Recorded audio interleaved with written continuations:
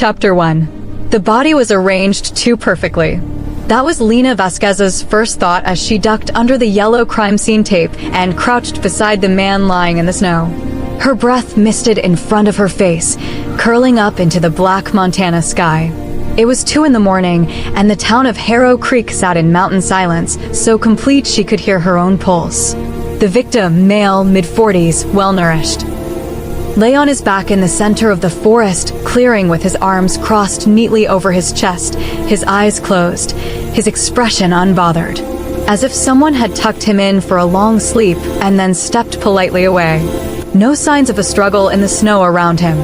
No drag marks. No footprints leading in or out, which was impossible. Dr. Vasquez. She looked up. The man who had spoken stood at the tree line, and for a split second she had the disorienting impression that he had materialized there rather than walked. One moment the dark gap between pines was empty, and the next it contained him, tall and still as a sentinel. He was perhaps 6'3", built with the kind of understated power that expensive suits never quite hid. He wore a sheriff's coat, a dark collar turned up against the wind, a badge that caught the moonlight. His face, in the beam of her flashlight, was striking in a way that made the word handsome seem inadequate, all hard jaw and sharp cheekbones and a mouth set in a permanent expression of controlled restraint. His hair was black. His eyes, catching her light, were a shade she could not immediately name. Not quite brown, not quite amber. "Sheriff Kaelin Ward," she said, straightening. "I read the file on the drive up." "Then you know this is the 3rd one," he said. He did not move toward her. He watched her from the tree line with an attention that was careful and unreadable, the way a person watches something they are not yet sure is safe. "3rd in 6 weeks. She turned back to the body. "Same presentation? Arms crossed? No visible cause of death?" "Same." A pause. The county coroner put COD as cardiac arrest in all 3 cases. Healthy men, all of them. No drugs, no poisons, no trauma. The state has no explanation, which is why they sent me. She snapped on a fresh glove and tilted the dead man's chin, examining the faint bruising along the jaw. "Bite marks, possibly. Older, fading." "Who is he?" "Marcus Doyle. Rancher.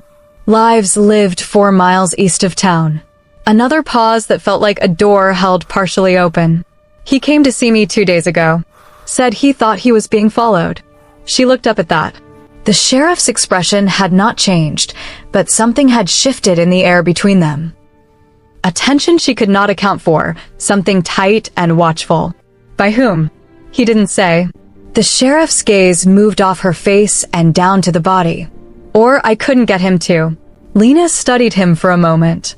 She had interviewed hundreds of law enforcement officers across her career with the FBI's Forensic Consultation Division. She was skilled at reading the subtle tells, the micro-expressions of people who were not saying everything they knew. Sheriff Kaelin Ward was not lying, she decided. He was simply holding something back, the way you cupped water in your hands, carefully, so as not to spill it. "How long have you been sheriff here?" she asked, returning to her work, opening her kit. 11 years. "You from Harrow Creek originally?" A beat of silence. "My family has been in this valley a long time." It was not an answer to her question. She filed that away. The victim's skin was cold but not yet stiff, death within the last 4 to 6 hours. She noted the slight discoloration at the throat, capillary hemorrhaging, the kind that suggested hypoxia, oxygen deprivation at the cellular level.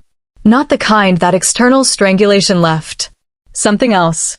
She photographed it and made her notes, and all the while she was aware, with an acuity that was itself unusual, of the exact position of the sheriff. He had moved 6 feet to her left now without her hearing him cross the snow.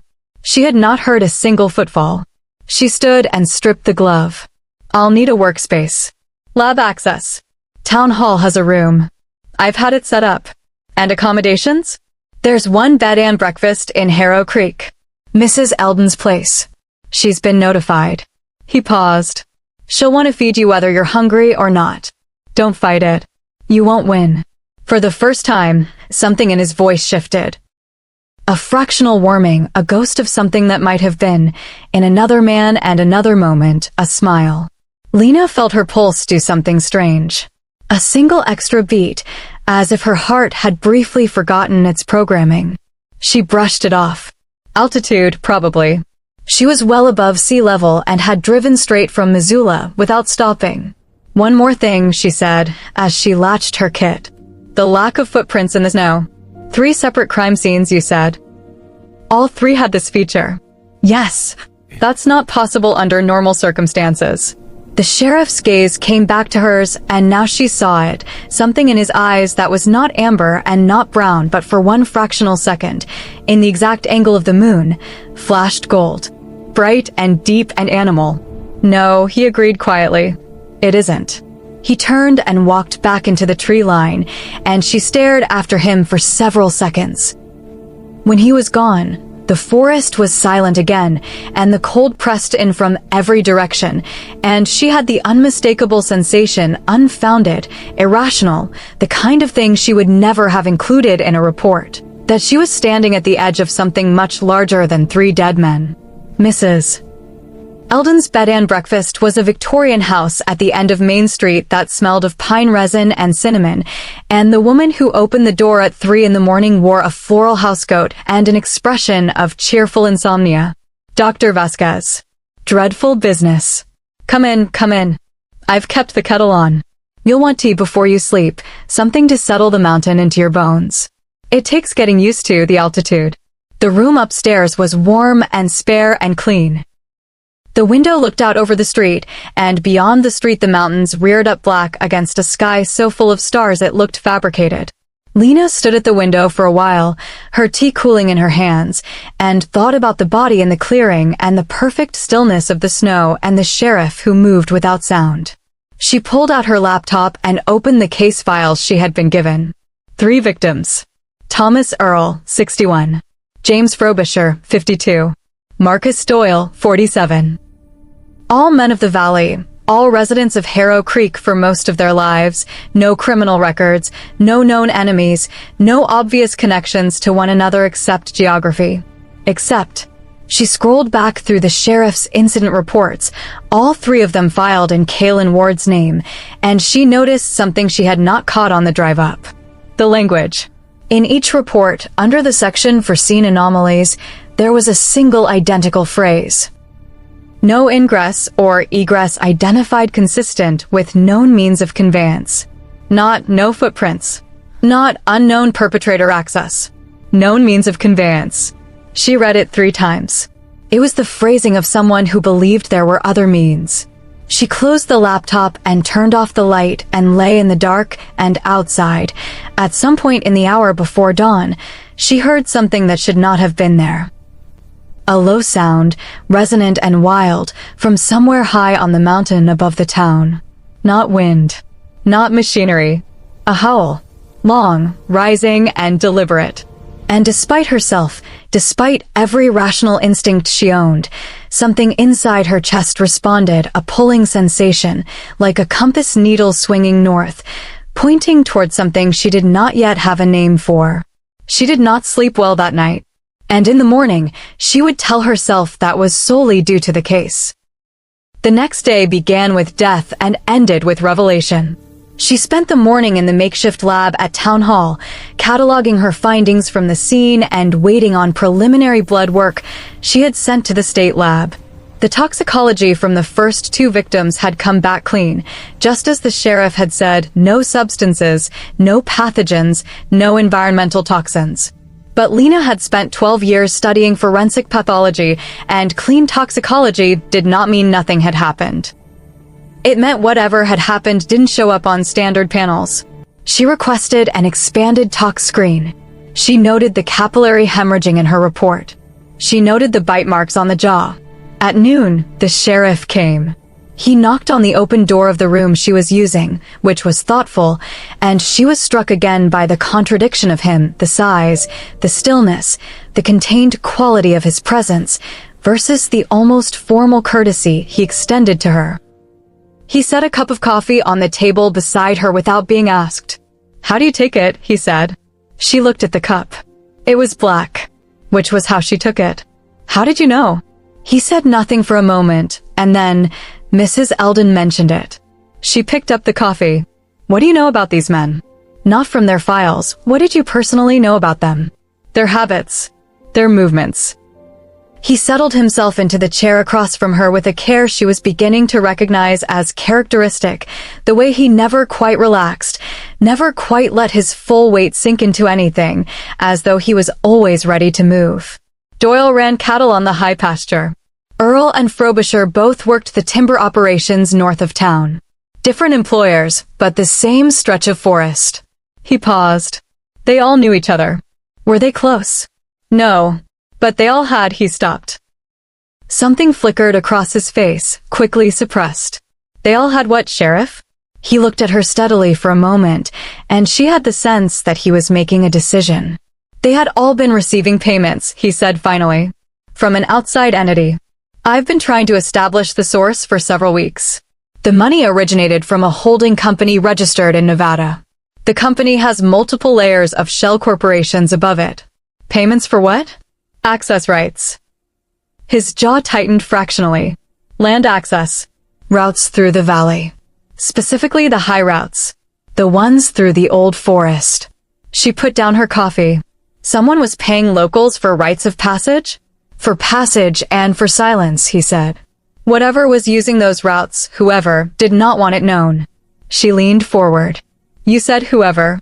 You don't know what kind of operation this is. He met her eyes, and she saw it again, that careful holding back, the cupped water. I have theories, he said. I don't have evidence I can share. She held his gaze for a moment. He did not look away. He had the most extraordinary capacity for stillness. She thought, not the stillness of absence, but of something very much present and very much restrained. Her pulse did that strange thing again. A flutter. An extra beat. I'll find out what you're not telling me, she said. I always do. I believe you, he said, and his voice held something she could not fully parse. Not quite admiration, not quite resignation, not quite fear. A complicated combination of all three. Outside, a wind moved through the pines. In the distance, very faint, she heard another sound. Not a howl this time. More like voices, low and urgent, too far away to be intelligible. The sheriff's head turned toward the window. Whatever she had seen in his expression went absolutely flat, wiped clean by something else. Something that looked, beneath the professional composure, very much like alarm. I need to go, he said, rising. I'll check in this evening. And then he was gone, and the room felt different without him in it, smaller, somehow, and quieter in a way that was not comfortable. Lena turned back to her files. Known means of conveyance. She wrote the phrase at the top of a blank page and stared at it for a long time. Chapter 2. The expanded toxicology results came back 48 hours later, and they were not clean. Lena read the report 3 times, standing at her makeshift lab table with a cold cup of coffee and the particular focused stillness she had developed over years of working cases where the evidence refused to behave. The state lab technician had flagged it as a likely processing error and requested confirmation. Because what the blood work showed was not a poison or a pathogen or a chemical compound. What it showed, in all 3 victims, was a protein marker of a type that appeared in peer-reviewed literature exactly twice, in obscure biochemical journals from the 1990s, in connection with cases that the academic community had quietly stopped discussing. Elevated catecholamines. Extreme cortisol spikes. Markers consistent with overwhelming fear response. All 3 men had, according to their blood chemistry, died of fright. Not cardiac arrest caused by external pathology. Not any disease process. Pure, undiluted, terminal fear, the kind of physiological crisis that only occurred in prey animals facing a predator so catastrophically beyond their capacity to process that the nervous system simply gave way under the load. She sat down. In 15 years of forensic work, she had never seen this. She had read about it.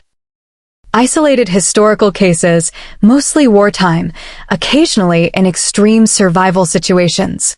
It was real, it was documented, and it had never, in the documented literature, been reliably induced by a human agency. She pulled out her phone and called the sheriff. He answered on the first ring as though he had been waiting. "I need to see you," she said. He came within 20 minutes, which meant he had been somewhere nearby. He sat across from her, and she slid the report across the table without preamble. He read it, and she watched his face with the attention she always gave to faces, and what she saw confirmed what she was already beginning to understand. He was not surprised. Startled by the detail, perhaps. The precise chemistry of it. But not by the underlying fact. "You knew," she said. "I suspected," he said carefully. "Sheriff." She kept her voice level. "3 men are dead. Whatever protocol you're operating under, you need to talk to me. Not as a law enforcement officer managing a case. As someone who has information that's relevant to whether there are more victims." He was quiet for a long moment.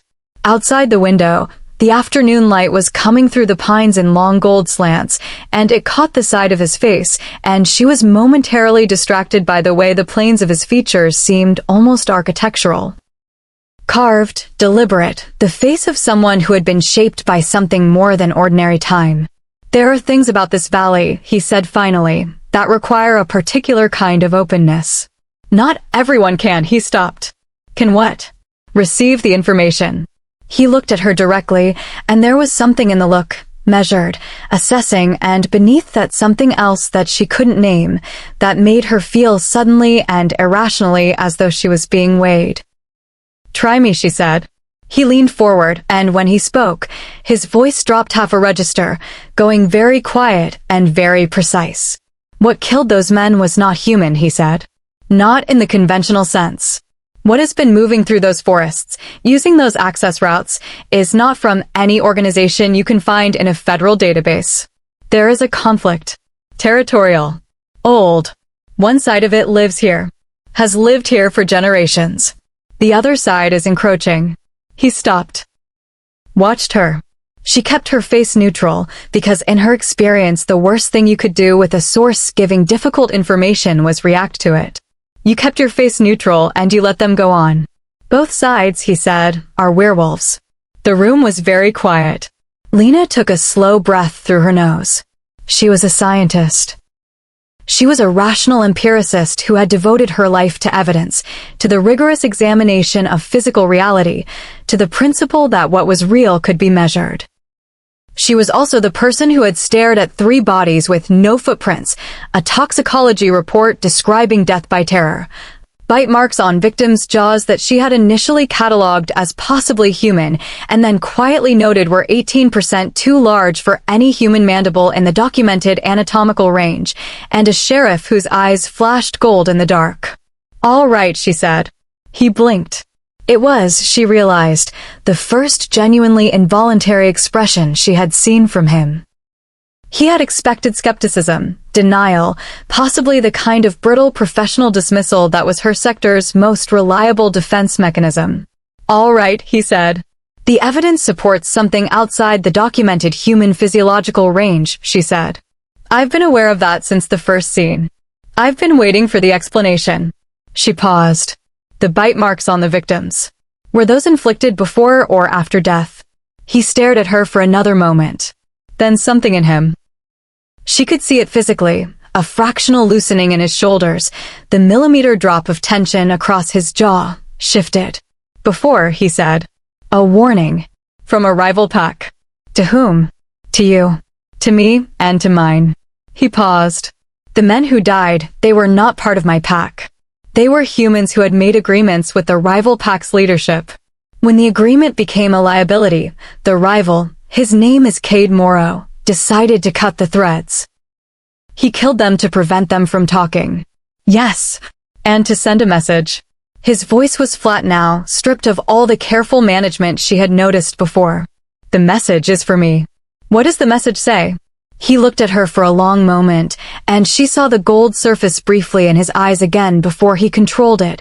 A flash, animal and brilliant, there and gone. "It says that Cade is not afraid of me," he said. "That he intends to take this territory. And that anyone connected to me is a viable target." The words lay between them on the table. And Lena felt the thing she had felt on the first night, standing in the snow, the compass needle pull, pointing somewhere she couldn't yet identify, towards something she wasn't ready to name. "Then we should probably discuss," she said, "why you're telling a federal forensics consultant this, and what it is about me specifically that Cade Morrow would consider a connection to you." He went very still. More still than she had ever seen him, which was significant, because she had already noted his stillness as something beyond ordinary human capacity. "What do you mean?" he said, quietly.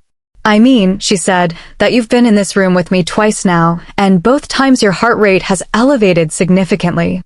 "I can hear it." A long silence. "You can hear it," he said. "Yes." She paused. "I've been able to hear it since the first time I saw you at the crime scene." I attributed it initially to heightened auditory sensitivity from the altitude, but that explanation stopped holding up fairly quickly. "I can also hear your breathing change whenever you look at me. And, before you ask, no, I cannot hear other people's heartbeats. Only yours." He stood up from the table in a single fluid motion and walked to the window. He stood with his back to her, and she watched his shoulders, and the silence stretched and tightened. "How long have you been able to hear things at that level?" he said, still facing the window. "Since I drove into this valley," she said. 2 days ago." He made a sound, very low, that she felt in her sternum before she heard it with her ears. "This," he said, "complicates everything." "I think you should explain why," she said. He turned from the window, and now there was no management in his face at all. It was open in a way that, she suspected, it had not been in a very long time. Open and raw and something close to helpless, which was a remarkable thing to see in a man who looked as though he had been built to be unassailable. "The fated mate bond," he said. "Among my kind, there are rare instances where the moon designates a match. Not a choice. A recognition. The person bonded to an alpha develops certain sensitivities in the alpha's presence. Heightened senses. Awareness. A pull." She let this settle. "And the alpha?" she asked. "Cannot stop thinking about her," he said, and the simplicity of it, no ceremony, no cushioning, just the bare fact laid out like an object on a table, hit her somewhere behind her sternum with a force she was not prepared for. "Cannot be in a room with her without." He stopped. His jaw worked. "Without every instinct he owns demanding that he keep her safe." "Since the first night," she said. "Since before," he said. "Since I saw the file with your name on it." "Something," he shook his head. "I tried to have you reassigned to another consultant. The request was denied." She absorbed this. "You tried to keep me away." "Because this," he said, and his voice was rough now in a way it had not been, "puts you in danger. Cade Morrow is not stupid. He will know what you are to me before long if he doesn't already. And when he does, his hands, which had been at his sides, closed into fists. He will use you." The room was very quiet. Outside, the sun was dropping behind the peaks and the long blue cold of mountain evening was coming in. "I'm not going to be reassigned," she said. 3 people are dead and I don't leave cases." "I know," he said. He looked at her steadily, and she saw the gold in his eyes again, not flashing now, just present, a warmth underlying the brown. "That is one of approximately 40 things I have learned about you in 48 hours that are going to make this very difficult." "Difficult," she said. "For my control," he said plainly. "Yes." She stood up from the table and gathered her files, and if her hands were not entirely steady, she kept that to herself. "Tomorrow morning," she said, "I want to go to the sites where all 3 victims were found. All 3 in sequence. And I want you with me. I can arrange that. And I want you to tell me about Cade Morrow. Everything. Not the redacted version." She paused at the door. "I hear your heartbeat, Sheriff. I'll know if you're leaving things out." He stood at the window in the blue evening light, and the look on his face was one she would come back to in the days ahead, half burdened, half something that she was not ready, yet, to call joy. "I understand," he said. She left him there, and walked back through the darkening town, and listened to the mountains settle into night. Somewhere above the tree line, there was movement. She could hear it. More than she should have been able to at this distance, the soft displacement of snow, the low percussion of footsteps. More than one set. moving in a wide arc around the south end of town. She did not run, but she walked faster, and she did not stop listening until she was inside Mrs. Eldon's house with the door bolted behind her. Chapter 3. The first sight was a meadow. She had not understood from the photographs how vast the silence would be, the way the mountains enclosed the space, holding the cold in like a bull holds water, the pine trees ringing the clearing with a density that made the edge of the forest feel like a wall. The snow was older here, 2 weeks settled, and it held the record of what had happened the way snow always did, not clearly, not obviously, but for those who knew how to look. Lena walked the perimeter of the space where Thomas Earl had been found, her breath pluming, her eyes moving in the slow, systematic grid pattern she had learned at Quantico and refined across a decade of scenes. Kaelin followed at a slight distance. He had a quality she was beginning to catalog as specifically his, not hovering, never crowding her, but present with an intensity that she registered through her skin rather than through any observable behavior. A warmth. A certainty of him, behind her. "Tell me what Cade Morrow wants," she said, without turning. She heard him move, the snow compressing under his boot, a sound so faint she should not have caught it. He came up to stand at her left shoulder, not beside her exactly but adjacent, like a second point of a compass. "Harrow Creek is the center of the territory my pack has held for 4 generations," he said. "The valley runs north-south and controls access to 5 high mountain corridors. These corridors are significant because wolves use them to move between ranges.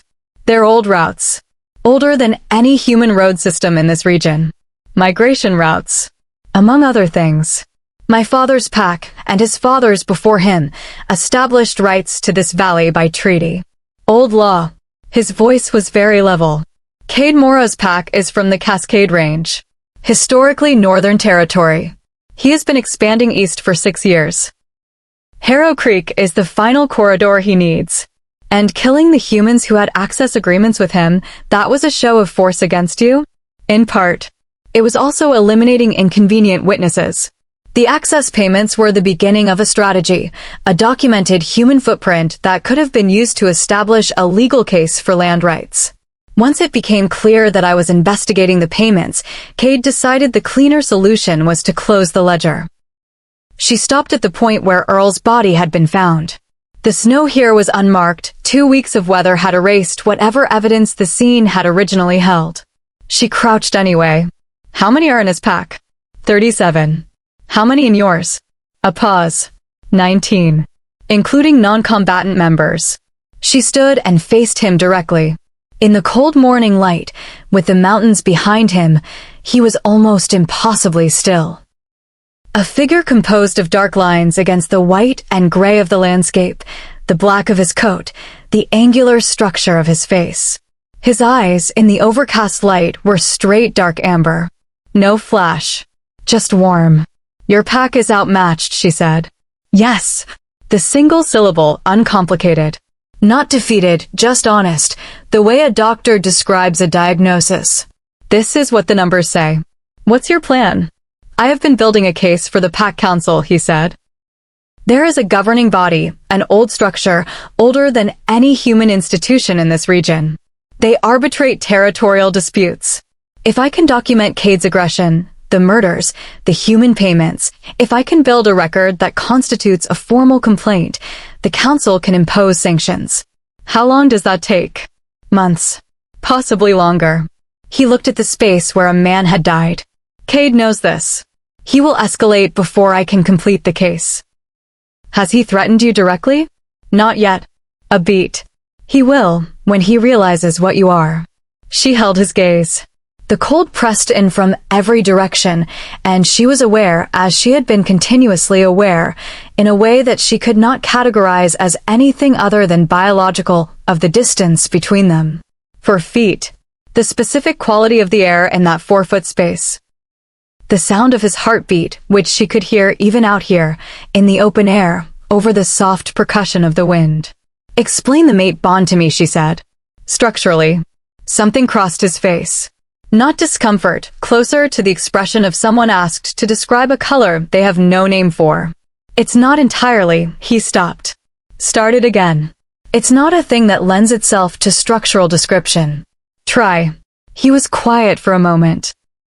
Then he turned and started walking toward the tree line, slowly, in the direction of the second sight. She walked beside him. The moon, he said, eventually. We call it the moon because that's the shorthand, the designation, the choosing. In practice, it's more like a recognition. An encounter with someone who is, in some fundamental sense, the exact inverse of your particular shape.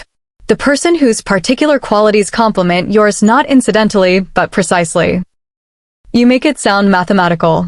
In some ways it might be. He glanced at her sideways, and she felt that glance like a physical thing. What I can tell you is what it is from the inside. From the inside, it is entirely unlike choice. It is knowledge. Like knowing your own name. You encounter the person, and some part of you that was not previously conscious becomes conscious and says, that one. And then you cannot unknow it. The trees closed around them as they entered the forest, following a trail she suspected he could see more clearly than she could. What does it do to you? She said. Practically. Practically, he said, and there was something in how he said the word, a very faint suggestion of something dark and amused. It dismantles your ability to think about anything else. It requires considerable management. He paused. I am not accustomed to requiring considerable management. She thought about what she knew of him from 48 hours of close observation. The controlled quality. The precision. The sense he gave of someone who had spent years constructing and maintaining an interior architecture of order. And what does it do to me? She said. He slowed his pace slightly. That depends on the human, he said carefully. Not every human accepts the bond. It requires something, an openness. A willingness that isn't always present. In most cases, the human simply experiences unusual sensitivity. Heightened senses in the alpha's proximity. A pull. The pull, she said. Yes. I feel that, she said, and kept her voice entirely neutral. I've felt it since the clearing, the first night. He stopped walking. She stopped beside him. The forest was dim around them, pine-filtered light making everything silver and gray, their breath mixing in the cold air. She turned and looked at him directly. I need to know, she said, whether what you feel for me is going to compromise your judgment in ways that get people hurt. He returned her look without flinching. Up close, she could see things she had not registered before. The thin scar at his jaw, old and white. The slight asymmetry of his eyes. The absolute, utter seriousness of him. I need to know the same about you, he said. It was not what she expected. She held his gaze for a moment, and then, because she was a woman who prided herself on honest analysis, she considered the question genuinely. I don't know yet, she said, but I'm aware of the risk. That's something. For me, he said, it's the central operational challenge of everything I'm currently managing. A pause. I have a pack to protect. 19 people, including children. I have a rival alpha who would use you to destabilize me. And I have, he stopped. You have what? You, he said simply. 40 feet away from me at any given moment. Making it very difficult to think about anything systematic. The silence settled between them again, different from before, thicker, warmer, charged with something she was not quite ready to put a name to. Then she heard it. From somewhere ahead, 200 meters, maybe 3, a sound that broke the morning stillness like a stone through ice. A human sound. Not a howl. A scream, short and sharp and immediately cut off. Kaelin moved before she did. He was gone, not running in the ordinary sense, but suddenly traversing the distance between them and the sound with a speed that made her understand, in a purely visceral way she could not have arrived at through intellectual effort, exactly what she was dealing with. She ran after him, and she was fast. She had always been fast, but he was somewhere ahead, and by the time she broke through into the next clearing she was alone. In the clearing, a woman was on the ground. Young, mid-20s, dark-haired, wearing the clothes of someone who had been outside for a work task, not a hike. She was conscious and terrified, sitting up in the snow, her hands braced behind her. Standing above her, between her and the tree line, was a man. Large. Red-haired. with eyes that were not human eyes. They were yellow, flat, and predatory, and they swept from the woman on the ground to Lena in the tree line with a slow, deliberate assessment that made the hair on Lena's arms stand up through 2 layers of clothing. "The federal agent," the man said. His voice was conversational. Pleasant, almost, in the way that poison can be colorless. "Vasquez. I've been curious about you." "Step away from her," Lena said. She kept her voice level. She had her hand on her service weapon. The man smiled. It did not reach his flat yellow eyes. "You won't shoot me," he said. "You know what I am. You know what that bullet does." It was, she registered, a confirmation. He knew she had been told, which meant he had been in contact with Kaelin or had been watching their meetings. Neither option was comfortable. "I might," she said. "I'm curious what it does." The yellow eyes narrowed fractionally, recalculating. And then the trees behind the man exploded. That was the only word for it. Kaelin came out of the pines at the man from behind, a force of physics rather than a body, and what happened next was too fast for Lena to track in ordinary visual terms. She caught impressions, height, impact, the sound of snow compressed and displaced, a sound from Kaelin that was human and not human, a sound from the red-haired man that was animal and afraid. Then Kaelin was standing in the clearing, and the red-haired man was gone. Run, she thought, back through the trees. And the young woman on the ground was sobbing, and Kaelin's breathing was ragged and deliberate, the breathing of someone managing something very large on a very short leash. He turned to Lena. His eyes were gold. Fully, completely, unsuppressed gold, and they found her with an immediacy that was not calculation, it was reflex, the reflex of something that needed to know she was unharmed. She went to the young woman on the ground, knelt, took her hands. "You're safe," she said, quietly. "We've got you." Over the woman's head, she met Kaelin's eyes. The gold was fading now, amber returning, and she watched the architecture of control reassemble itself in his face the way she might watch a structure reconstruct after seismic stress, piece by piece, joint by joint, until it was standing again. "That was Cade," she said. "One of his lieutenants," he said. "Declan Cole." A pause. "He knows you're here." "He knew my name." "Yes." His jaw was set. His voice was absolutely flat. "We need to move." She helped the woman to her feet, and they moved back through the forest toward town, and Kaelin walked behind them both, and she could feel, through her back, the specific quality of his attention, not aggressive, not territorial in any way she found threatening. Focused. Protective. The attention of something that had decided it would not permit harm to come to what it was watching. She had never been protected before. Not like that. Not by something that could make the morning forest feel like a held breath. She found, somewhere between the trees and the town, that she was not sure what to do with that. Chapter 4. His name was Declan Cole, and his file did not exist. Lena spent the afternoon building what she could on the second man she had seen in the clearing, cross-referencing the physical description with criminal databases, insurance records, DMV filings across 5 western states. Nothing came back. A man who did not exist in any official record, which was itself information. People did not absent themselves from the documentary record of American life accidentally. It required effort, expertise, and the consistent protection of an organization. She added this to the growing architecture of what she knew. The young woman from the clearing was named Jana Reyes. She was 24 years old, a veterinary assistant employed at the animal clinic at the edge of Harrow Creek, and she had been walking a trail she walked every morning before work. Jana was shaky and white-lipped when Lena sat with her at the sheriff's station, a blanket over her shoulders and tea in her hands, but she was composed in the way that resilient people get composed after shocks quickly, like seawater resettling after displacement. "He came out of nowhere," Jana said.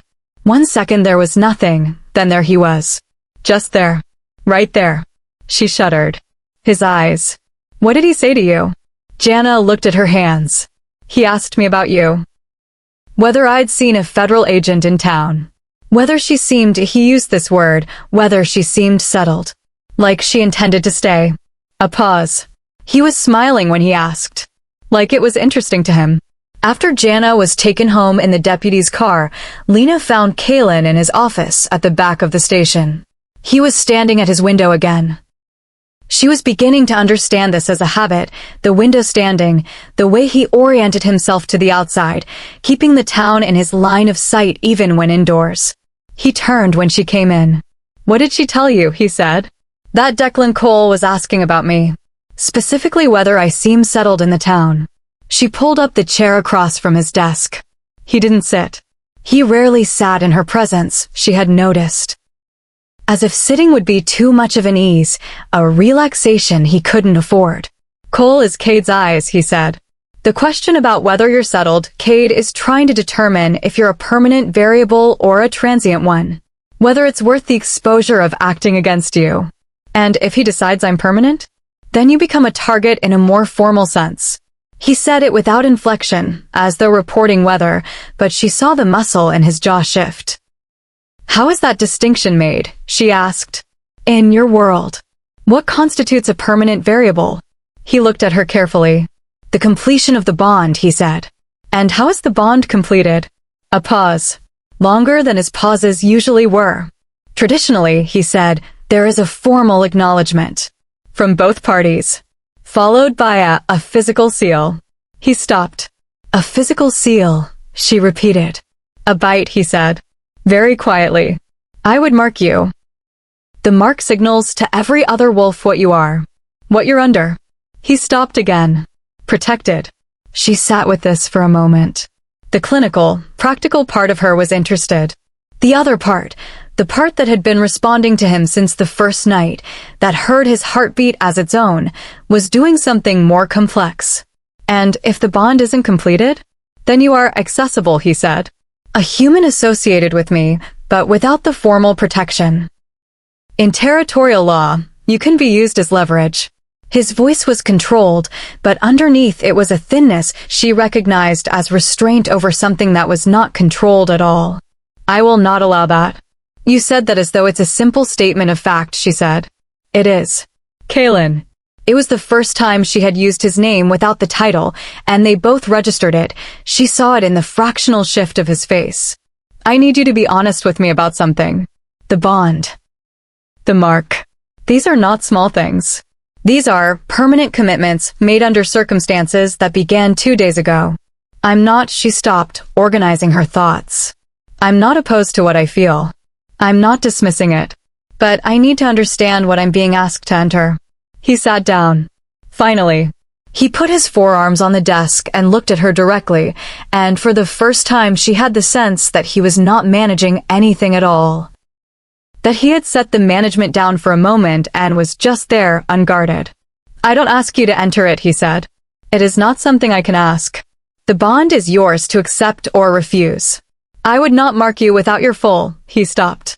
"Your full understanding. Your full choice." A pause, shorter than the others. "Whatever you decide, you have my protection in the interim. For as long as you're here." She studied him. 12 years of reading faces, reading the tiny physical texts that people wrote without knowing they were writing them. What she read in his face right now was the truth, not the careful selective truth he had been giving her in increments, but the whole thing, that he was afraid. Not of Cade Morrow, not of the encroaching pack. Afraid of her. Afraid of what she might do with the weight of what was between them. "Tell me about your pack," she said. "Not the tactical briefing. Tell me about them." He blinked. The shift in subject caught him slightly off balance, which she suspected was not a sensation he was accustomed to. "Why?" "Because you said 19 people, including children. Because you've spent 11 years as sheriff of a town to protect people who can't know why they're being protected. Because if I'm going to understand why completing this bond is operationally significant, I need to understand what it would protect." He was quiet for a moment. Then he began to talk. He told her about his pack with the same precision he brought to everything, but this time the precision was in service of something warmer. He told her about the Reyes family, Jana's parents, and her younger brother, who was 11 and shifting for the first time this winter and terrified and brave in the way 11-year-old boys were. He told her about the Harper twins, 20 years old, who had come to him 3 years ago after their own pack collapsed. He told her about Mira, 67, a woman who had run the pack's historical records for 40 years and who made elk stew that would, he said with a flatness that was somehow fond, rearrange your understanding of food. He told her about Emmett, his second, who was also his oldest friend, who had been with him since they were children, who had once talked him down from a fight that would have started a war over a boundary dispute that turned out to be a surveying error. He did not tell her the stories lightly or for warmth's sake. He told them because she had asked, and because she felt this, heard it in the change of register in his voice. It was rare that he allowed himself to remember why. When he finished, the office was fully dark outside its window. The desk lamp was on, making a circle of warm light. You love them, she said. Yes, he said. One word. Like breathing. And you would give up, she paused. You said the bond completing would destabilize your control. What does that mean? He looked at the desk for a moment. A wolf in the presence of his mate, he said carefully, is not entirely himself. The instincts are very strong. Protective instincts, territorial instincts. They can override tactical judgment. They can make a careful alpha into a reactive one. He paused.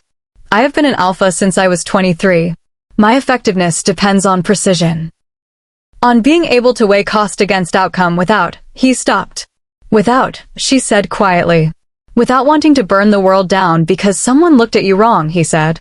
The air between them was very still. That's what you're managing, she said. Right now. That is what I am managing, he said, every minute of every day since you drove into this valley. She held his gaze. She was a woman who was comfortable with difficult truths. She had spent her career in the company of the worst facts the world had to offer, and she had looked at them steadily. But this, the flatness of his voice saying it, the gold warming in his eyes, the sound of his heart which she could hear across the desk and which was not, right now, steady, this required a different kind of steadiness from her. I'm going to continue the investigation, she said. Because the 3 men are dead and there will be more if this isn't resolved. And I'm going to, she stopped, then made herself say it. I'm going to think about what you've told me. About the bond. About what it means. I'm not running from it. But I need time. He nodded. One nod. The simplest possible acknowledgement. Whatever you decide, he said again. She stood to go. At the door, she paused. The howl, she said. The first night. On the mountain. Was that you? A pause. Yes, he said. Why? He was quiet for a moment. She waited. Because you had just arrived, he said, and the territory needed to know that I knew. She stood at the door for a moment with that, and then she walked out into the dark mountain evening, and the sound of his heartbeat, steady now, the steadiness of something held in place by will alone, followed her down the street for longer than any sound should have been able to travel. Chapter 5. He came to her on the 4th day. Not Cade Morrow himself, which was both unexpected and, she understood when she thought about it, precisely calculated. He arrived at the bed-and breakfast at 10 in the morning while Mrs. Eldon was at the market and Lena was alone in the front room with her files. He knocked. She answered the door, and he was standing on the porch in the thin November sunshine, and he was smiling. He was not what she had expected. She had expected something more like Declan Cole, obvious, predatory, the yellow eyes, and the flat effect of something in a permanent state of threat assessment. What she found instead was a man who was, on the surface, almost unremarkable. Medium height for a wolf, which meant he was still 6 feet. Dark red hair, silver at the temples. A face that had been good-looking once and was still arresting, handsome in the way of things worn by weather, shaped by deliberate use. He was wearing a jacket that was too nice for Harrow Creek, and his eyes, in the morning light, were a light hazel that was entirely ordinary. Dr. Vasquez, he said.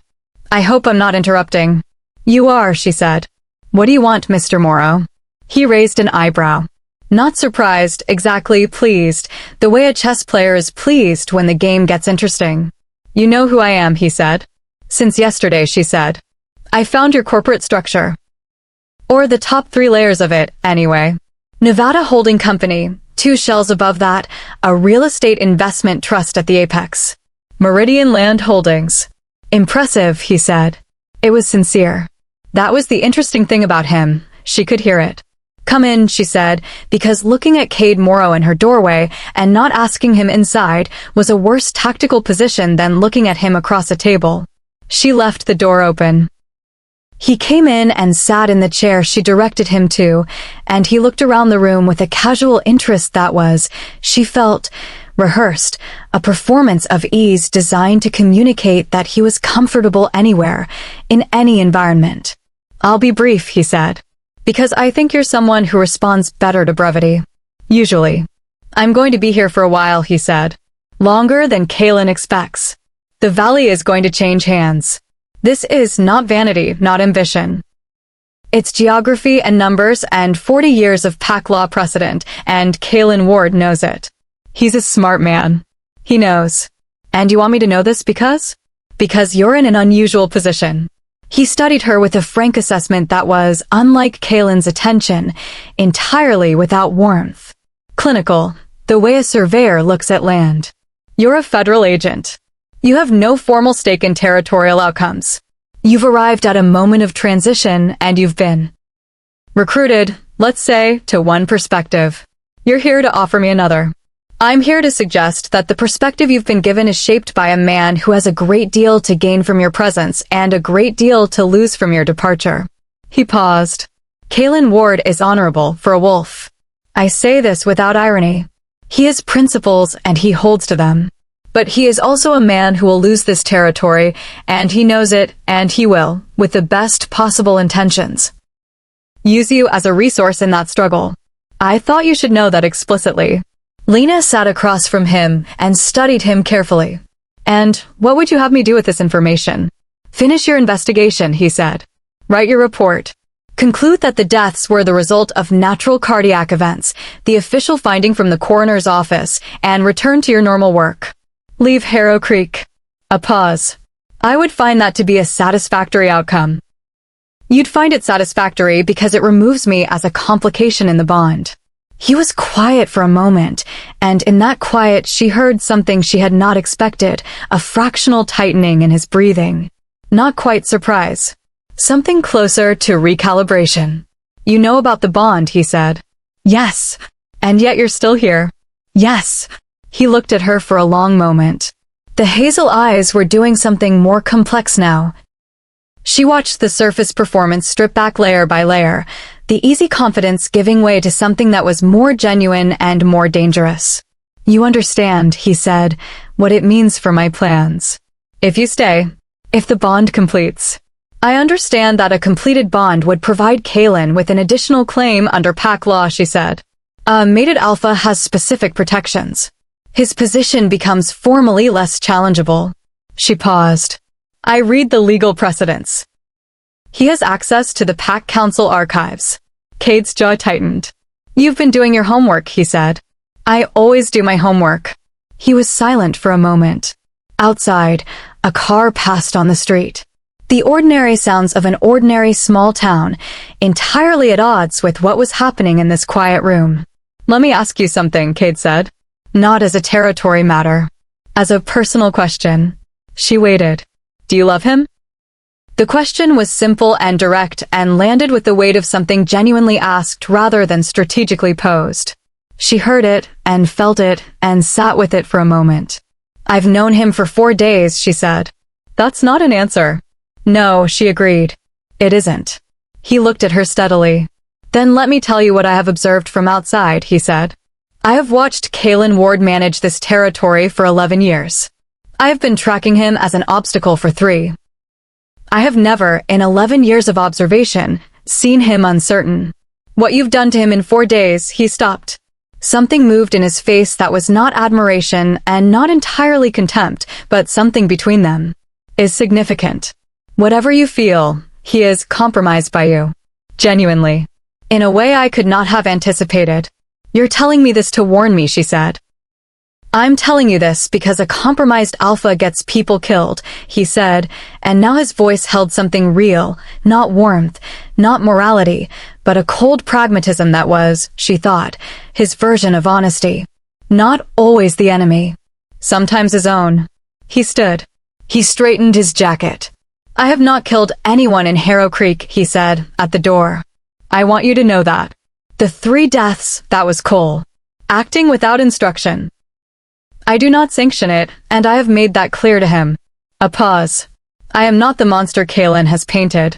I am a man who wants what is legitimately mine under laws older than this country. 3 men are dead," she said. "Yes," he said. "And I am sorry for that. Genuinely. It was not strategic. It was impulsive, and it has complicated my position considerably." He met her eyes. "I am prepared to cooperate with the investigation. To the degree that cooperation does not expose my pack's location or composition. Cole will be made available to speak with you." She stared at him. "Why?" she said. "Because," he said, with the ghost of a smile that was the first thing she had seen from him that was not entirely calculated, "whatever happens in this valley, I need to live in a world where the federal government is not looking for me." Practical considerations.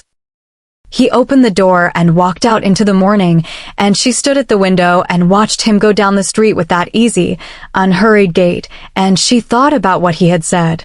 A compromised alpha gets people killed. She thought about Kaelin's 19. The 11-year-old boy shifting for the first time. Emmett, his oldest friend. Mira with her elk stew. And she thought, what if Cade was right?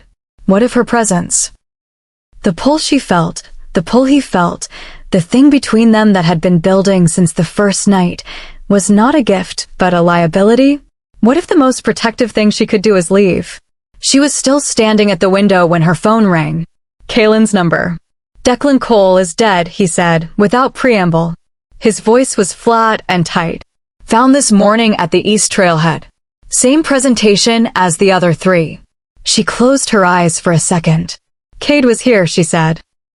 "He offered Cole up for questioning 20 minutes ago." A very short silence. "Are you unharmed?" "Yes. I'm coming to you." "Kaelin." She paused. "He said Cole acted without instruction. That he didn't sanction the murders." "He's lying." "I know he might be. I'm also not certain he is." She paused. "Someone killed Cole. Someone who wanted that testimony silenced before I could take it." "Are you certain that someone is Cade?" A longer silence. "No," he said, finally, with the flatness of a man who does not like the answer he is giving. "Then we have a 4th death," she said, "and a narrowed suspect field, and someone who is trying very hard to control what I learn and in what order." She picked up her files. "Come to the scene. We'll work it together." He was there in 4 minutes. She had begun to measure his response times with a private precision that she recognized as its own kind of evidence. That she had, without entirely deciding to, begun to track him. At the trailhead, kneeling in the snow beside a dead man who had wanted to frighten her 2 days ago, she was aware of Kaelin standing at her shoulder and aware of the sound of his heartbeat and aware that the thing Cade had described, compromised, was not one-directional. She was compromised too. The question was what she intended to do about it. Chapter 6. The investigation fractured along fault lines she had not predicted. It was Mrs. Eldon who gave her the first piece. On the 5th morning, over breakfast she hadn't asked for and couldn't refuse, the older woman sat across from her with the particular directness of someone who had been waiting for the right moment. "I know what you are to Kaelin," Mrs. Eldon said. Not tentatively. As a statement of fact, the way she might say the eggs are from the Henderson farm. Lena set down her coffee cup. Mrs. Eldon, she had begun to suspect, was not merely a bed and breakfast proprietor. "Your pack," Lena said.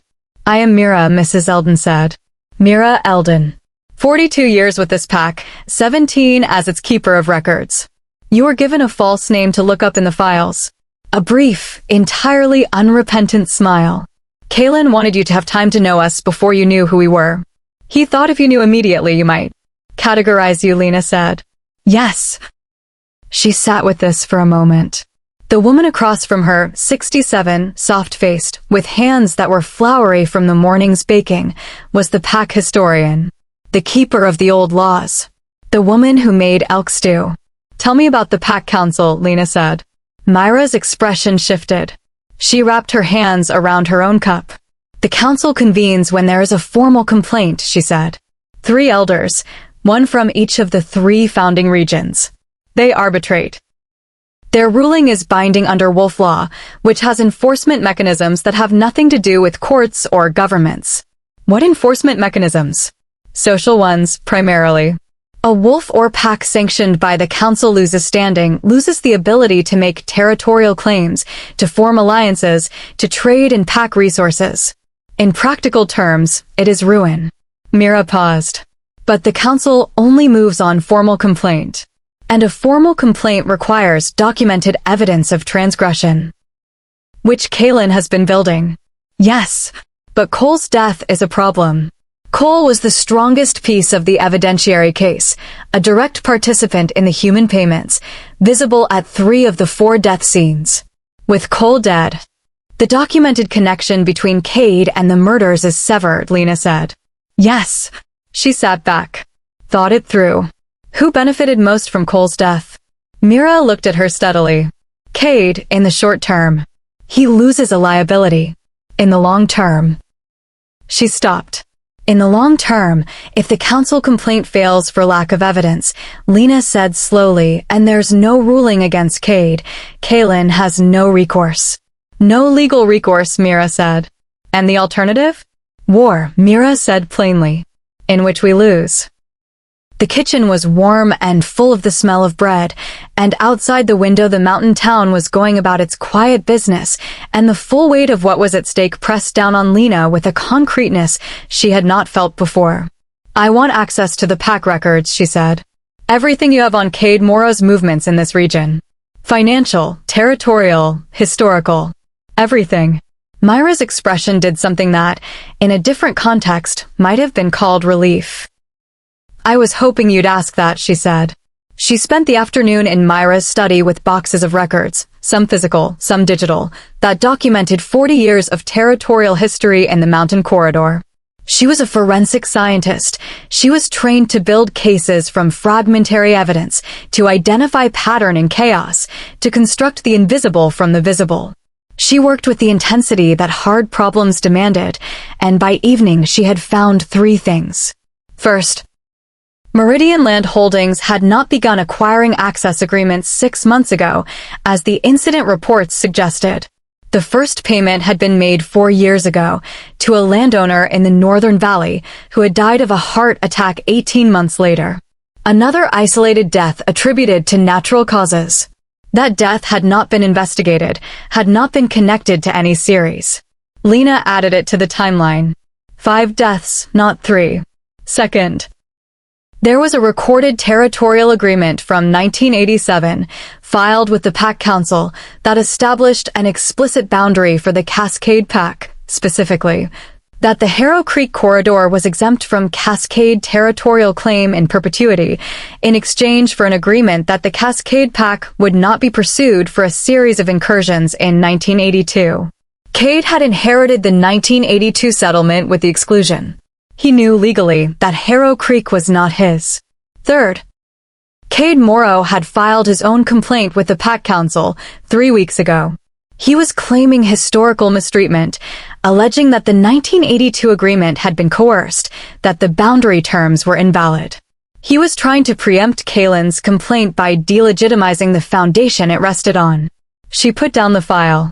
It was elegant, in a terrible way. Cade had moved the litigation onto ground of his choosing before Kaelin could establish the frame. If the council accepted Cade's filing as a prior complaint, Kaelin's subsequent filing would be secondary, subject to the outcome of Cade's case rather than the other way around. Unless Kaelin filed first. She was on her feet and out of the house before she had finished the thought. She found him at the station alone. He looked up when she came in, and she saw the question in his face before she started talking. She talked fast. Laid out all 3 findings in sequence, connected them, showed him the timeline, showed him the 1987 agreement, showed him Cade's preemptive filing. He was very still while she talked. When she finished, the office was quiet. You found this in an afternoon, he said. I had good source material and a clear pattern to look for, she said. Kaelin, the filing. Can you submit a formal complaint tonight? The council has a digital portal, he said, for preliminary filings. He was already moving to his computer. If I submit before Cade's complaint is formally processed, his timeline gets undermined, she said. And the 1987 agreement becomes the operative document again. He was typing. She watched him, and she thought about Cade in her sitting room that morning, easy and confident and certain of the shape of the situation.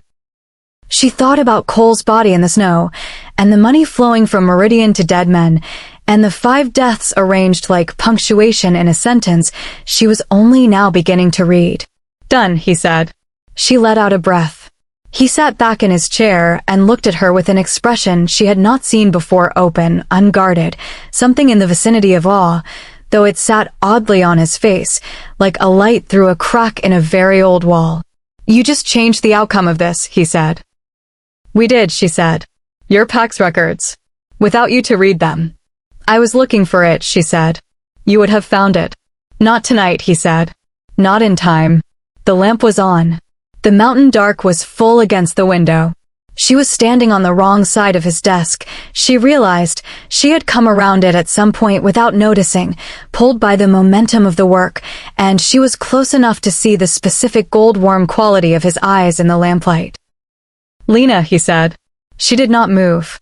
I need to say something, he said, and his voice had gone very quiet. Not because it's tactical. Not because of the bond, or the mate designation, or any strategic consideration. Because it is true, and I would rather say true things to you than manage you with useful ones. All right, she said. You are the most extraordinary person I have ever encountered, he said.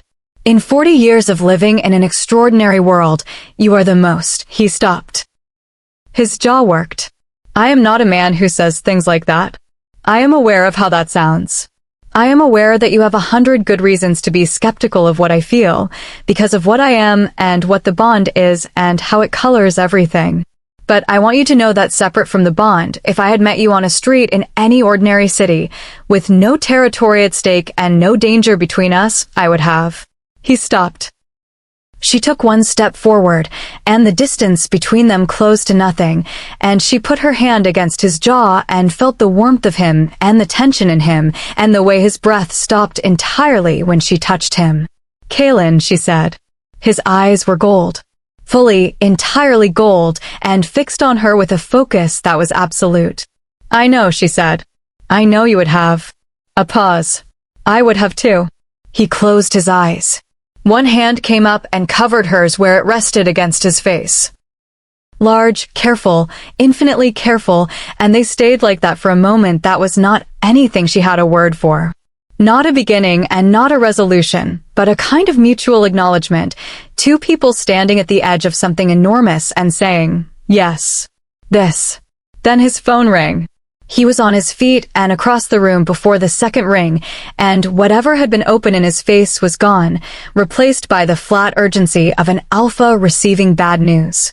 He listened. His face went still in the specific way of catastrophic information being processed. How many? He said. She watched him. Stay inside, he said. Lock the building. I'm coming. He ended the call and looked at her, and the gold was still in his eyes, but it was not the warm gold of moments ago. It was hard and bright and cold. Cade has moved against the Harper twins, he said. They were taken from the road an hour ago. She was already reaching for her jacket. I'm coming with you, she said. No. Kaelin. Lena. The word was not a command. It was the sound of something very large trying very hard to hold itself in place. If you come, every instinct I own goes to you. I cannot protect them, and he stopped. Please stay here. She held his gaze for one moment. She understood, in that moment, precisely what Cade had meant about a compromised alpha. She understood it from the inside. Go, she said. He went, and the door swung behind him, and she stood in the empty office and listened to the sound of the mountain night and thought about twin 20-year-olds taken from a road, and about a man running toward them in the dark, trying to be both an alpha and himself. She lasted 12 minutes before she called Mira. Tell me where the east boundary runs, she said. And whether there's a second way and that doesn't put me directly in his sightline. A pause. There is, Mira said, and she sounded, beneath the practicality of it, as though she had been hoping for exactly this. Chapter 7. She found them by sound. The east boundary of Harrow Creek territory was a ridge line 3 miles from town, where the pines gave way to aspens and the ground dropped into a ravine that the old pack maps labeled the crossing. Mira had told her this was significant. The crossing was a traditional meeting point, a neutral ground established by the 1987 agreement for exactly the kind of confrontation she was now walking toward. She moved through the dark with the heightened acuity she had been carrying since she arrived in the valley, and she was struck, not for the first time, but more acutely now, by how different the world sounded. She could hear the individual percussion of snow falling from branches. She could hear the specific quality of the wind varying between dense pine and open slope. And she could hear, from somewhere ahead and below in the ravine, the low resonant exchange of voices. Some human, some not. She reached the ridge above the crossing and went flat against the cold ground. Below her, in the blue dark of the ravine, there was a gathering. Kaelin stood at the near side, alone, facing 4 figures across the open space. She recognized 2 of them, the Harper twins, Sienna and Dex, standing close together with the posture of people trying not to look afraid. The other 2 were unfamiliar. Large men with the specific quality of stillness she now associated with wolves, flanking the twins with a casual possessiveness that made her hands curl. Cade was not present. Instead, a woman stood at the center of the opposite group. Tall, dark-haired, with a face that was striking in the cold moonlight, strong features, direct posture, the bearing of someone who was accustomed to significant authority. She was speaking to Kaelin in a voice too low for a human to carry at this distance, but Lena caught it, clear, measured, as precise as a blade. She strained to hear. Council has accepted the preliminary filing, the woman was saying. Both filings. They will arbitrate. But Cade's position is that the arbitration cannot proceed while his pack members are present in disputed territory. A pause. He wants the federal investigator removed. Kaelin's response was inaudible. But his posture communicated everything, the absolute refusal that lived in the set of his shoulders, the unbending line of his spine. This isn't negotiable, the woman said. The twins for the investigator's departure. Cade accepts the council's timeline. You get your people back. She goes back to wherever she came from. Everyone gets something. Lena lay on the ridge above the ravine and processed this. Trade. They were offering him a trade. His pack members, unhurt, in exchange for her removal from the equation. A clean, surgical solution to the problem she represented. No violence, no escalation, just a forensic scientist returning to her regular work, and a wolf dispute proceeding through its own channels without the complication of a human woman who could hear heartbeats. She turned the calculation over in her mind. If she left, Kaelin's filing was still on record. The 1987 agreement was still documented. He had a case. It was not a strong case without her additional forensic work on the 5 deaths, but it was a case. Incomplete, but potentially survivable. If she stayed, she was a liability. A target for Cade to use as leverage, as pressure, as the exact compromising variable he had identified. Kaelin would not be able to stop himself from protecting her, and the protection of her would cost him decisions he could not afford. She was calculating, and she knew she was calculating, and she knew that the calculation had a clean answer, and that she did not like the clean answer. Below her, Kaelin was speaking. She caught only fragments. Not a resource, he was saying. She's not something I exchange. She is not, his voice dropped. She is not mine to trade. She closed her eyes for a second. She stood up. It was not a decision she made consciously, not in the sense of weighing pros and cons and arriving at a conclusion. It was more like the compass needle, the thing she had felt since the first night, a pull towards something that her rational mind had not caught up to yet, but that the rest of her was already moving toward. She stood on the ridge in full sight of everyone in the ravine below, and she was aware that this was, by every tactical standard, exactly wrong. She was unarmed except for her service weapon. She had no pack. She was entirely without leverage in the specific currency of the negotiation happening below her. She didn't particularly care. She walked down the slope toward the crossing, and the snow crunched under her boots, and everyone in the ravine went still. Kaelin turned to find her coming down the ridge, and the expression on his face was something she filed away to examine later. A storm of emotion that crossed and resolved in the space of a second. Alarm, anger, something else that was neither and was much larger than either. She stopped at the edge of the neutral ground. She looked at the woman across from her. "You're speaking for Cade," she said. "I am his second," the woman said. Her voice was measured. Petra, Lena said. "I want you to deliver a message to Cade." She paused. "Not a negotiating position. A statement of fact." Petra waited. "My investigation has produced documented evidence of 5 homicides attributable to Cascade Pack activity," Lena said. "I have filed a preliminary forensic report with the FBI's investigative division. That report is on record and cannot be recalled. It identifies Meridian Land Holdings as a person of interest. Any aggressive action against any resident of this valley, including me, will trigger a formal investigation under federal law. Not pack law, federal law. I understand that pack law has its own enforcement mechanisms. I am telling you that federal law also has enforcement mechanisms, and in my specific field, they are very effective." She paused. "Additionally," she said, "the Pack Council has received Kaelin Ward's formal complaint, which includes the 1987 agreement documentation and 4 years of payment records predating the current series of deaths. The chain of evidence for 5 homicides is documented and held independently of any action Cade takes in this valley." She looked at the 2 men flanking the twins. "Release them." No one moved. Then Kaelin, who had been standing to her left, took 1 step forward. Just 1.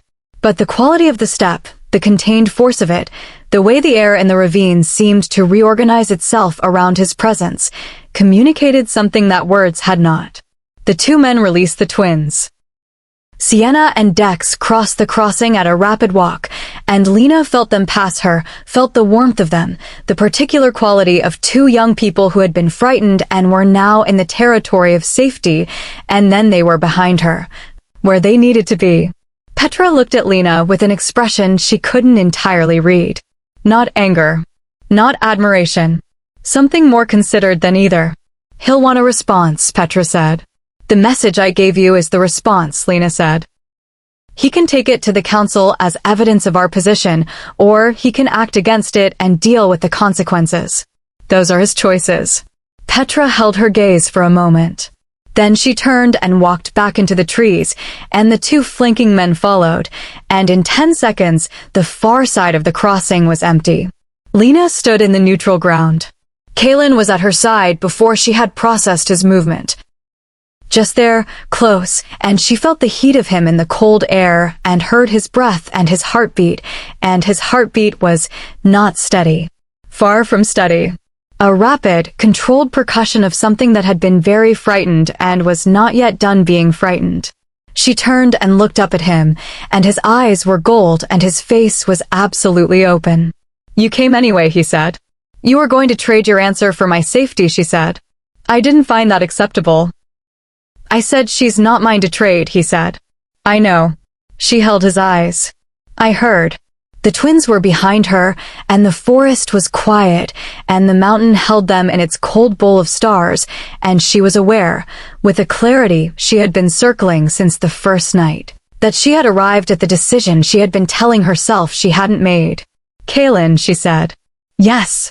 I'm not leaving," she said. "Not because of the case, though I won't leave the case either. Not as a tactical position." She stopped. "Because I know what I feel, and I know what you said in your office, and I know that the thing between us is," she searched for the word. "Real," she said finally. "It's real, and I'm done trying to process it as though it's a variable to manage." He was very still. "The mark," she said. "The bond. I want to understand it. All of it. Not as a sudden decision tonight, in a cold ravine. But I want you to tell me everything." What it is, what it does, what it means for both of us. And I want to enter it if I decide to, as myself. As the person I am. Not because I'm afraid, and not because it protects me. A pause. Because I choose it. He looked at her for a long moment, and the gold of his eyes was the warmest thing in the cold dark, and when he finally spoke his voice was very low. Whatever you need to know, he said. Everything I have. Then tell me, she said, on the way back. She started up the slope toward the ridge, and he walked beside her, and for the first time since she had arrived in Harrow Creek, she did not feel the compass needle pulling toward something unnamed. She felt, instead, the specific and recognizable sensation of being where she was supposed to be. Chapter 8. He told her everything. Not all at once, not in a single continuous act of disclosure. That was not his nature, and she had come to know his nature well enough in 5 days to understand that he worked in increments. That trust for him was something built with precision rather than gestured at broadly. But over the 2 days that followed the confrontation at the crossing, in the spaces between the work, the crime scene reconstructions, the legal filings, the increasingly complex documentary architecture they were building together for the council, he told her. He told her about the shift. What it was. What it felt like, the particular quality of double consciousness, the body's other knowledge, the way the world expanded and reseated and reconfigured itself. He said it without mystification, describing it the way an experienced carpenter might describe the specific resistance of different woods, something known through long physical familiarity. She listened with the attention she gave to everything, which was complete. He told her about control, that it was not what human mythology assumed, not a Jekyll and Hyde binary, not a monster behind a door. It was an ongoing conversation between two aspects of the same self, each with legitimate claims. The wolf was not the enemy of the man. The wolf was, in many respects, simpler and more honest than the man. What required control was not suppression but integration, keeping the two aspects in a functioning relationship with each other. Like managing a difficult colleague, she said. A pause. A difficult colleague with much better hearing and no patience for bureaucratic process, he said. The tone was flat, but there was something underneath it that she had learned to identify as his specific, understated version of humor. She filed it away. He told her about the mate bond, all of it. That it was not metaphor or feeling, it was biological, chemical, woven into the specific neurology of a wolf's recognition system. That it happened in less than 1,000th of cases. That the wolf's instincts toward the mate were not possessive in the way human language suggested. Not ownership, but more like gravity. A pull that was mutual and structural, like the attraction between complementary molecules. Can it be broken? She asked. If the mate refuses the bond, he said. Yes. It fades. Over time. It is, he paused. It is not without cost. For the wolf. Yes. A short silence. For both. She had felt that in herself without him saying it. The way the 4 feet of distance she had maintained from him in his office had been a sustained effort rather than a neutral state. The way the sound of his voice oriented her, the way her body registered his presence in a room as information. Tell me what the mark does, she said. Biologically, he told her. She listened to the whole of it, the chemical signal, the territorial communication, the neurological effects on both parties, the duration, the implications.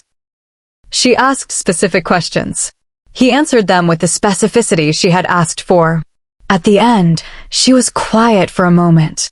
You've been carrying all of this for 6 days, she said, while also running an active territorial defense and a murder investigation. Yes, that's extraordinary, she said, without flourish. Just an assessment. Something moved in his face. You have also been running an active murder investigation, he said. While processing information that no standard professional training prepares you for.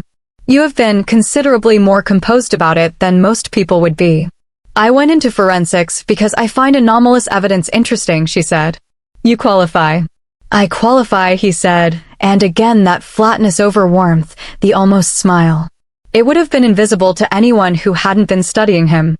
She was beginning to believe she was the only person who saw it. On the morning of the 7th day, Mira called them both to the pack house, a long building at the mountain end of town that presented itself as a community hall, which it partly was. The pack gathered for the first time since Lena's arrival, and she stood at the back of the room and watched them come in and felt something she had not expected. She had expected wariness. She had expected to feel like an outsider, a human in a non-human space, an unknown quantity being assessed. What she felt instead was something close to recognition. They were people. An 11-year-old boy sitting beside his father with his knee bouncing because he couldn't sit still. The Harper twins side by side, Sienna's hand on Dex's arm. Emmett, Kaelin's second, a large man, dark-skinned, with a face that was skeptical and kind in the same expression, who looked at Lena with the assessment of someone who loved the alpha and was therefore very careful about who was admitted near him. And they looked at her. Not with threat. With the particular careful hope of people who had been fighting to hold something for a long time and were cautiously, provisionally, beginning to believe that the tide might turn. Kaelin stood at the front of the room. He addressed them without preamble, because she had come to understand that preamble was not his way. He went directly to the substance, and the substance was this. The council had accepted both filings. The arbitration would begin in 3 weeks.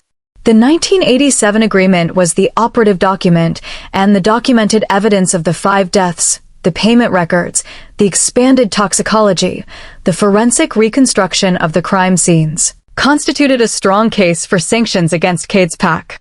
Not a certain case, but a strong one. He told them what the risks were. That Cade might escalate before the arbitration. That the period between now and the council's session was the period of greatest danger. That the pack needed to maintain close contact, to avoid isolated movement, to treat the next 3 weeks as a defined and finite period of heightened readiness. He told them about Lena's role. Not the mate bond, not yet, not in public, but her role as the forensic author of the evidentiary case. The reason the filing was strong. The reason the council had accepted it at all. He said it simply, without ceremony. She had made this possible. She felt the room turn toward her, not in the way she had been looked at by hostile witnesses, not in the way she had been assessed by Cade's cold hazel eyes. In the way of people who had something to be grateful for and were not certain how to express it to a stranger, and were expressing it the only way available to them, which was to look directly at her and let her see what they felt. She held the room's gaze for a moment. Then she said, "We're not done yet. What I need from all of you is anything you've personally observed that documents Cade's presence in the valley. Any direct contacts, any threats, any observations of Cascade Pack members on territory. All of it in writing with dates. I want it in my hands by Friday." Emmett, at the side of the room, gave her a look that contained several things. Assessment. Respect. The specific appreciation of a second-in-command for someone who speaks the language of operations. The meeting ended. People moved toward her with information, and she took names and facts and dates and wrote them in her notebook with the focused efficiency that had always been her greatest professional asset. She was good at this. She had always been good at exactly this. The accumulation and organization of evidence, the building of structure from fragments, the patient construction of a case that would hold. At the end, when the room had mostly cleared, Emmett approached her. He was very large, not as large as Kaelin, but with a solidity that suggested considerable power held in careful containment. He stood in front of her and looked at her for a long moment without speaking. "He's been alone a long time," Emmett said finally. "Being what he is, in the position he's in. There's not a lot of room, for someone like him, for he stopped. For the things that aren't strategic," she said. "Yes," Emmett said. A pause. "He won't say this. He doesn't say things like this. But you should know, the version of him you've been seeing this week, the version that talks like a person instead of a command structure, she's been responsible for that. She thought about the 7 days. The incremental disclosures. The almost smiles. The gold warmth in his eyes when he forgot to manage it. I know," she said. Emmett nodded, once, in the way of people for whom a nod is a complete statement, and then he walked out. Kaelin came to stand beside her in the empty room. "What did he say?" Kaelin said. Nothing important, she said. He looked at her sideways. You're lying, he said. You can hear that? Your heartbeat changes when you're not being fully honest, he said. It's not an accusation. It's very slight. She laughed, and it surprised her, a real laugh, unguarded, the kind that came from genuine amusement. She felt him go still beside her in the specific way of someone encountering something they have not expected and do not have a protocol for. Something funny, he said, very carefully. The irony, she said, of building a relationship with someone who can hear every lie. He was quiet for a moment. Not every lie, he said. Only the very small ones. The ones that come from wanting to protect something. A pause. He told you I've been alone. She looked at him. Yes, it's true, he said, with the simplicity he gave to difficult truths. I haven't, he stopped. Started again. I have not permitted anyone close enough to know me well in a very long time. The position makes it complicated. People conflate the alpha with the man. They cannot always see where one ends and the other begins. I can, she said. He looked at her steadily. I know, he said. And they stood in the empty room together, not touching, not yet ready for the fullness of what was building between them, but close, in the specific way of two people who have looked clearly at something immense and have not looked away. Chapter 9. Cade moved on the 8th night. Not against her. Against the 1987 document. He had found, through resources she could only speculate about, a legal historian, a human academic at a university in Portland with a sideline in historical property disputes, who had produced an opinion arguing that the 1987 agreement was unenforceable under current territorial law because it had been executed under duress. The opinion was thin. She could see that immediately when Kaelin showed it to her, built on shaky analogies and selective precedent. But it was documented, it was authored, and it was on its way to the council. How long do we have? She said. 2 days, he said. Before the arbitration session. They were in his office, past midnight. The rest of the station was dark. Outside, the mountain was locked in the particular deep cold of November at altitude, and the wind was moving through the pines with a sound she had come to recognize as its own specific voice.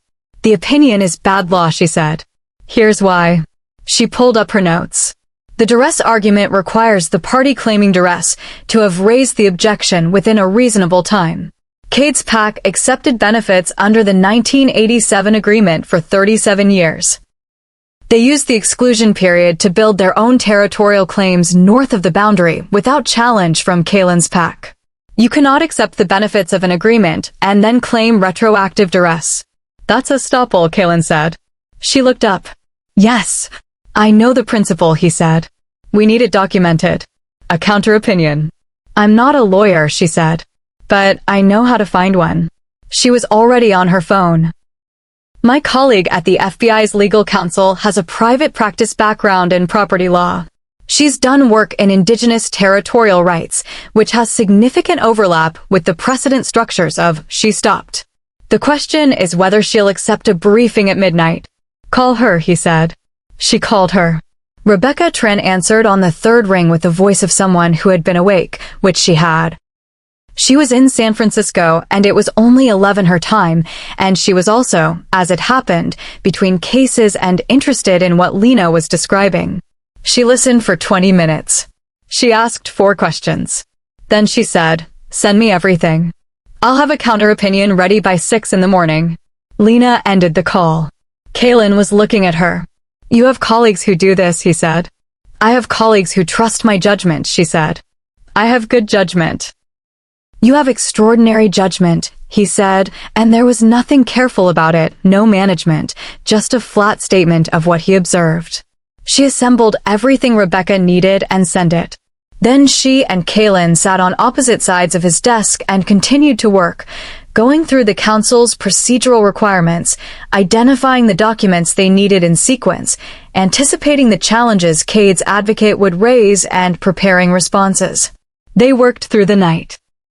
At some point 3 in the morning, 4, the conversation changed in texture. The case was as prepared as it could be. The filing was complete. Rebecca's counter-opinion would arrive with time. They had done what could be done, and the mountain dark was full and quiet, and they were two people alone in a small room with a lamp on. "Tell me something about you," he said. "Not the case." She looked up from her notes. "That's very unusual for you," she said. "As an opening." "I know," he said. He had his sleeves rolled to the forearms. She noticed, the first time she had seen him relaxed enough for that.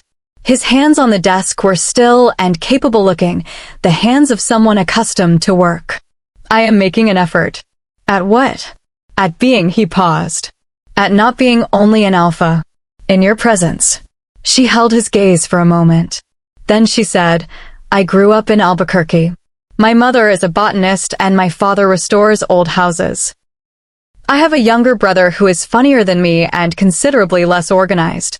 I got into forensics because I was 11 years old and I found a bone in my backyard that turned out to be a dog's femur, and I spent 3 days researching what kind of dog it had belonged to and whether it was recent or historical, and by the end of that 3 days I had decided what I was going to be." He was quiet, listening with the complete attention he gave to things he valued. "And are you?" he said. "Am I what?" "What you decided to be." She considered this seriously, because he had asked it seriously. "Yes," she said. "I think I am." A pause. "I'm very good at finding the thing that doesn't belong. The anomaly. The pattern in the chaos." She paused again. "I've been told it makes me difficult to live with." "I find it," he stopped. "What?" "Restful," he said. She looked at him. "I am the person who is supposed to see everything before others do," he said. "The alpha sees first. Responds first. Carries the full picture so the pack doesn't have to." A pause. "With you, I don't have to carry all of it. You see what I see. You often see further." He looked at his hands. "I have not known what that felt like before." The lamp was on. The wind was outside. She was looking at him, and he was looking at the desk, and she made a decision. She stood up and came around the desk, and he went very still, and she put her hand on his shoulder, the warm, solid reality of him. And he turned his head and looked at her from below, and his eyes were the gold she had stopped being surprised by. "I need you to know something," she said. "Not for the case, not for the pack, not for any strategic reason." She paused. She stopped. Started again. "I have never been drawn toward anything the way I am drawn toward you. Not toward a place or a person or a cause. I have lived a careful life. Very organized. Very controlled. I did not expect." She stopped. "You didn't expect me," he said. "No," she said. "I did not." He stood, slowly, and he was very close, and he lifted one hand, and with an extreme carefulness that was entirely characteristic, he touched her face. His thumb traced the line of her cheek in a touch so careful it was almost reverent. "Lena," he said. Her name in his voice, the specific timbre of it, the low register, was something she felt in her chest before she heard it. "Yes," she said. "I need to ask you something," he said. "And I need you to know that the answer you give is the answer. There is no pressure from me. No expectation. Whatever you say is right." "Ask," she said. "The mark," he said. "I want to complete the bond. Not because it protects you, though it does. Not because it strengthens my position, though it does that too." His eyes were steady on hers. "Because you are the person I have been waiting to meet without knowing I was waiting. Because every day of this week has been." He stopped. His jaw worked. "Because I don't want to manage the distance anymore." She studied him for a long moment. The careful man. The alpha who was also just a man, alone in a room at 4 in the morning, asking her for something with no protection. "The mark," she said. "It's permanent?" "Yes. And consensual. Completely. And it won't change what I am," she said. "I stay the forensic scientist. I stay the person who leaves when a case is done and comes back when one needs doing and does not dissolve into a support role. I would not want anything else," he said, without hesitation. She put both hands against his chest and felt the beat of his heart, the one she had heard since the first night, the one she had been listening to for 7 days, and she said, "Then yes." The gold in his eyes went very bright. He kissed her first, and it was nothing like managed, nothing careful, the control that had been characteristic of him entirely absent, just warmth and force and an honesty that matched everything he had told her about himself. She kissed him back with the same honesty, which was all she knew how to do. When he marked her, it was at the shoulder, precise and brief, and followed immediately by a warmth that moved through her like light through water. Not pain, or not only pain, but something more complex. A kind of recognition. The world adjusting around a new fact. And she heard his heartbeat, which she had always heard, and now it was not just his heartbeat, but hers too, not the same beat, but corresponding, the way two instruments in tune don't play identical notes, but play in the same key.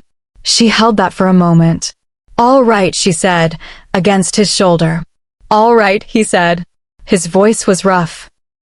"It feels like I thought it would," she said. "Different, but the same. Like knowing." She paused. "Like knowing your own name." He pulled back and looked at her, and his face was fully open, all management gone, a man she had not yet entirely met but was very much looking forward to meeting. "We still have a council hearing in 2 days," she said.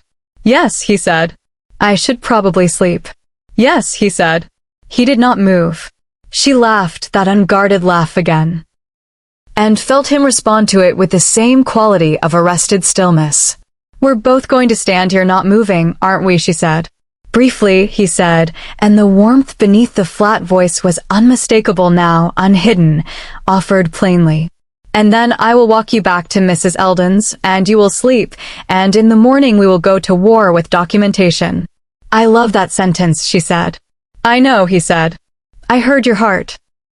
She let him walk her back through the mountain dark, and the cold was sharp and clean, and the stars above the peaks were extraordinary, and she walked beside him as his equal, which was the only way she had ever been willing to walk beside anyone. Chapter 10. The council met on a Thursday.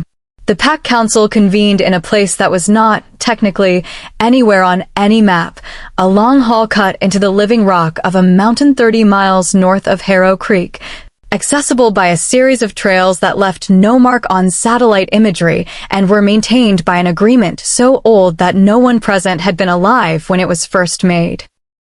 Lena had driven the last accessible stretch with Kaelin in the early morning dark and hiked the rest beside him in a silence that was not uncomfortable. She was good at mountain terrain. He matched her pace without comment, which she appreciated. The hall itself was lit by oil lamps and was warmer than it should have been. The 3 elders sat at a crescent-shaped table at the far end. 2 men and a woman, all with the particular quality of extreme age that sat differently on wolves than on humans. Not frailty. Density, rather. Something long compressed. The woman in the center, who was introduced as Elder Corvin, had white hair and silver eyes and looked at Lena with the frank, interested assessment of someone who had not seen a fated mate in a very long time. Cade arrived 10 minutes after them with Petra and 2 of his pack advocates. He looked at Lena across the hall with an expression that had changed since their last meeting, not softer, but more considered. He had adjusted his assessment of the situation. She read this as a good sign. The proceeding took 6 hours. She was not there as a participant in the territorial law. That was Kaelin's domain, and he was precise and formidable in it, presenting the 1987 agreement, the payment records, the 5-death timeline with the forensic documentation, Rebecca Tran's counter-opinion. He spoke with the focused authority of someone who had been preparing for this his entire professional life, and she watched him work and there was no simpler word, proud. She was there as the forensic author of the evidentiary case, and when Elder Corvin asked her, directly, to present the scientific basis for the cause of death findings, she stood and presented it. She spoke to the elders as she spoke to anyone, directly, precisely, without condescension and without deference. She answered the 6 questions they put to her with the same directness. At the lunch break, Emmett found her at the side of the hall. "You know you terrify them," he said, with a satisfaction that was unmistakable. "The council." Cade's advocates. He tilted his head toward the far side of the room. "They prepared for a territorial dispute. They didn't prepare for a federal forensic scientist who has documented 5 homicides and filed preliminary reports with the FBI. A pause. They're recalculating. She watched Cade's advocates across the room. They were in a huddle, low voices, the posture of people revising a strategy mid-operation. Good, she said. The afternoon session opened with Cade's advocate presenting the duress argument. It was well-constructed, better than she had expected, given the thin foundation, and she listened to it carefully and found 2 additional flaws that she passed in a note to Kaelin. He incorporated them into his rebuttal without looking at the note, which meant he had already seen them. She filed that away with the growing body of evidence about what it was like to think beside someone who thought the way she thought. The elders deliberated for 2 hours. The pack waited in the hall.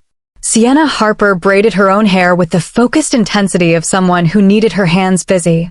Emmett stood with his arms crossed and said nothing. Mira sat very straight and looked at the door. Kaelin stood at the window at the far end of the hall and looked out at the mountain, and Lena went to stand beside him, and he took her hand. It was the simplest possible gesture. He took her hand and held it, not clutching, not desperate, just present. And she held his, and the hall was warm, and the mountain was outside, and whatever came next would come next. Elder Corvin opened the door. She did not speak at length. This, Lena came to understand, was the council's way. Judgments delivered plainly, without elaboration, because elaboration was a form of softening and the council did not soften. She said, the 1987 agreement was valid and binding. The estoppel doctrine applied. The evidence of 5 homicides attributable to Cascade Pack activity was documented and credible.